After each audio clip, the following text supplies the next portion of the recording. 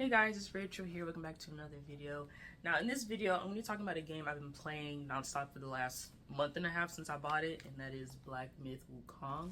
It came out for PS5 last year, and I've been seeing a bunch of videos on TikTok and Instagram about the game, which made me interested in buying it. And as soon as I bought it and played it first day, I was thoroughly impressed.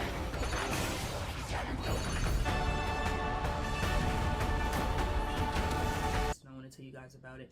If you don't have a PS5 or Windows, it's going to come out on Xbox August 20th of this year. So for those who play Xbox only, this game will be available for you to purchase and play if you haven't already played it on Steam or Windows already. So this game was developed by Game Science, and it won a bunch of awards for best game and player's choice.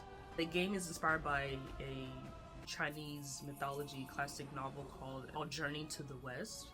And the story revolves around a character called the Destined One. He's a staff-wielding monkey who embarks on a journey to recover the 6 relics to wake up the Sun Wukong, which is like the legendary monkey that reigns from his tribe or his kingdom.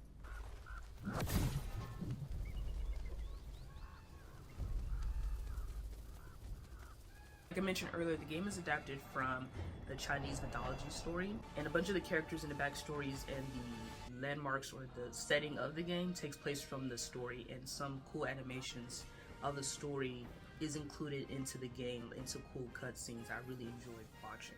The game takes place in 6 distinct locations.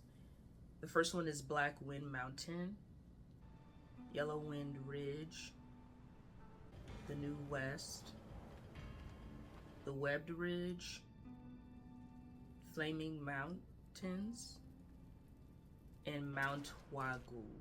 I don't think I'm pronouncing that right, but that's okay.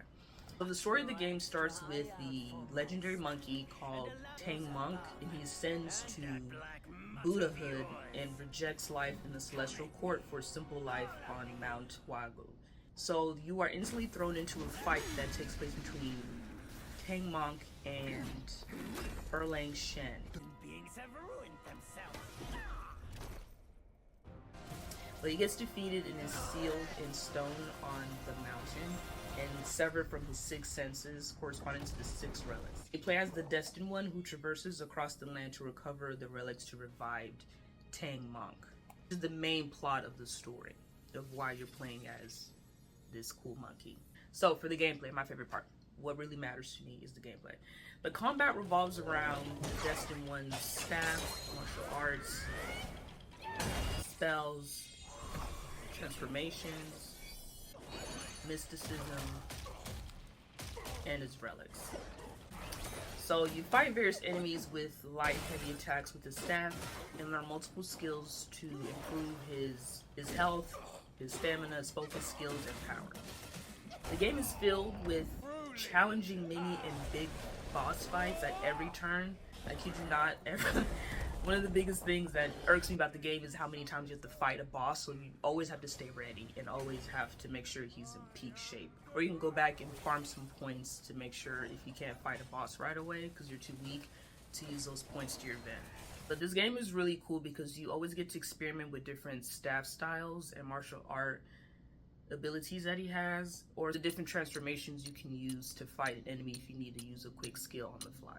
I enjoyed the Chinese stories that was in the game that they showed off in between scenes, and also the landscape, the setting of the game. They really did a good job of showing off the different ancient Chinese shrines or Chinese temples or the Buddhist statues that I thought were really cool looking. You can also transform into different warriors you defeat and cultivate them into a spirit that you can change into and use their abilities to fight an enemy. Me personally, I prefer the huge green, I forgot his name, but the green Buddhist statue looking one. It's probably my favorite spirit to transform into. I loved him a lot.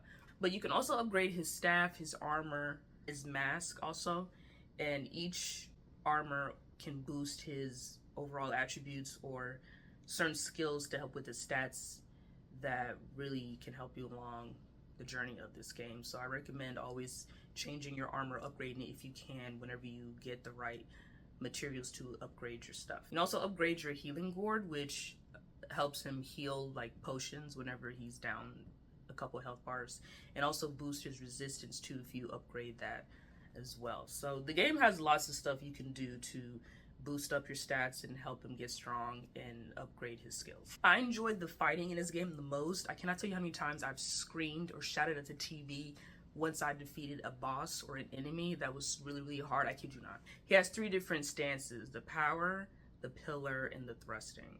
And they each do different things, but my favorite one probably is the pillar stance, because he stands up really tall on his staff and it goes and smashes down the enemy on his way down.